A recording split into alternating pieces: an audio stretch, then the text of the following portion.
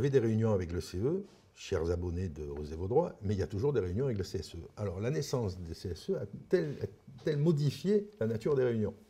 Alors oui, parce que par exemple, le CHSCT qui disparaît avec le CSE fait disparaître les 4 réunions trimestrielles qui lui étaient associées. Puis pour le CSE standard, on a hérité de la revisite des réunions de la DUP. Pour les entreprises de moins de 300, on est en bimestriel. Et si on se résume, on perd également les réunions des délégués du personnel. Autrement dit, pour une entreprise de moins de 300, on aura 6 réunions au plus si l'employeur ne se décide pas de nous réunir davantage tout au long de l'année pour traiter des 3 sujets. Sauf si dans le protocole, on négocie 12. Évidemment, si on négocie plus, on aura davantage. Pour les entreprises de plus de 300, pas besoin de négocier, c'est 12 réunions, mais faut-il encore qu'il y ait quelque chose qui se passe dans la négociation.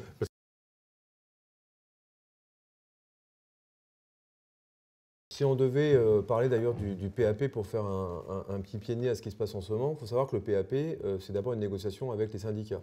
Il y a énormément d'entreprises, et en particulier des moins de 300 salariés, où il n'y a pas de présence syndicale. Il n'y a pas de délégués syndicaux et il n'y a pas d'instance représentative sur le plan syndical. La négociation est donc quasiment avortée puisque l'employeur va, dans une certaine mesure, rédiger lui-même ce protocole d'accord préélectoral. Puis si on se loupe, quand bien même il y a des syndicats, on se loupe sur le PAP, c'est-à-dire le protocole d'accord préélectoral, il est toujours possible, dans le cadre du règlement intérieur du CSE, de négocier des moyens de fonctionnement. Il y aura peut-être des moyens de pression de toute façon à organiser tout au long du mandat, parce que les moyens qui ont été perdus ne se retrouveront pas uniquement dans un accord. Alors, on a vu qu'on perd potentiellement 6 réunions dans l'année, mais est-ce que les réunions extraordinaires sont encore d'actualité? Alors elles le sont toujours. Heureusement, les élus pourront toujours demander à leur majorité et donc à l'employeur de les réunir sur des cas urgents ou sur des sujets qui méritent d'être traités avant la future échéance ordinaire. L'employeur ne peut pas y faire front et donc empêcher que ces réunions puissent avoir lieu. Oui, il sera d'ailleurs beaucoup plus complexe puisqu'il va falloir l'organiser et nous on conseille 3 thématiques. D'abord la thématique des missions sociales pour reprendre l'ensemble des points qui étaient jusqu'alors traités par le CE et qui le sera désormais par le CSE. De ne pas oublier de reproduire dans cet ordre du jour l'ensemble des questions SSCT, santé-sécurité. Avant on avait les réunions trimestrielles où on ne traitait que de cela. Demain on aura parmi les réunions ordinaires besoin de traiter de ces sujets. Et enfin, pour ne pas enlever aussi le temps de discussion avec l'employeur quant aux discriminations subies par les salariés, il faudra prévoir le traitement des questions liées à ces discriminations, ex-question d'épée.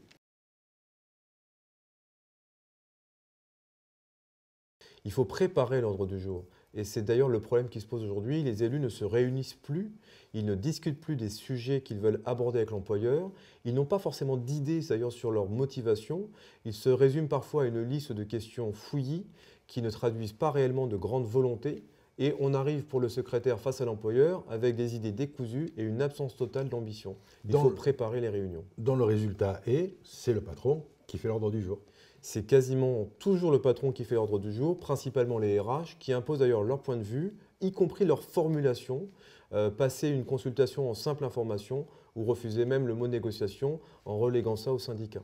Et la dernière conséquence, c'est que quelquefois, c'est même la DRH qui fait le compte-rendu du PV, enfin le compte-rendu de la réunion. Alors, si c'est le cas, c'est un délit d'entrave. On ne le répétera jamais assez. D'ailleurs, vous avez fait un lapsus, vous avez parlé de compte-rendu. C'est un procès-verbal dont il est question dans la loi. Le compte-rendu en étant déjà une synthèse. On peut faire un compte-rendu du procès-verbal rédigé, mais on ne fait pas du procès-verbal un simple compte-rendu. C'est toujours au secrétaire du CSE désormais de rédiger le procès-verbal. Il peut tout à fait se faire aider par les élus qui auront pris des notes durant la séance, aider par des outils comme la possibilité d'enregistrer les séances, aider également par les supports de préparation lorsque les élus préparent leurs réunions, aider par les documents remis par l'employeur, aider même par la relecture de l'employeur des informations, des données qu'il aura pu communiquer lors de la réunion. Le secrétaire rédige, il est le maître absolu de la rédaction du PV, il peut se faire accompagner s'il le désire. Alors oui, Si on prend le traitement des discriminations et en particulier des réclamations, les ex-réclamations d'épée, qui sont devenues finalement les réclamations des délégués du CSE, se traitent à travers un registre qu'on appelle le registre spécial ex des délégués du personnel et demain donc futurs délégués du CSE. On oublie d'ailleurs que ce registre est accessible aux salariés, il est accessible également à l'inspecteur du travail.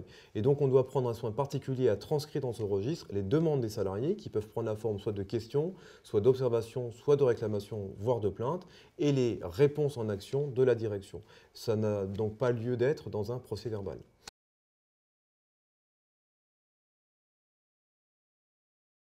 Alors d'abord, on peut leur conseiller à l'issue de chaque réunion de faire aussi une petite synthèse du débat, non pas en délivrant le contenu du PV, mais en rappelant par exemple qu'ils ont présenté un certain nombre d'arguments, en exposant l'humeur aussi de la réunion, d'expliquer aux salariés que par exemple les revendications ont été entendues ou en tout cas postées quelque part à l'intention de l'employeur. Puis lors de la rédaction du PV, ce que je conseille souvent, c'est de faire un communiqué de chaque point de ce qui a été traité durant la réunion, de ne pas livrer 40 pages en pâture aux salariés. Personne ne lit un PV de 40 pages. Par contre, si on prend le soin de prendre un élément du PV important, de le détailler dans un petit communiqué flash, les salariés le liront et comprendront davantage la mission du CSE. Et quels sont les...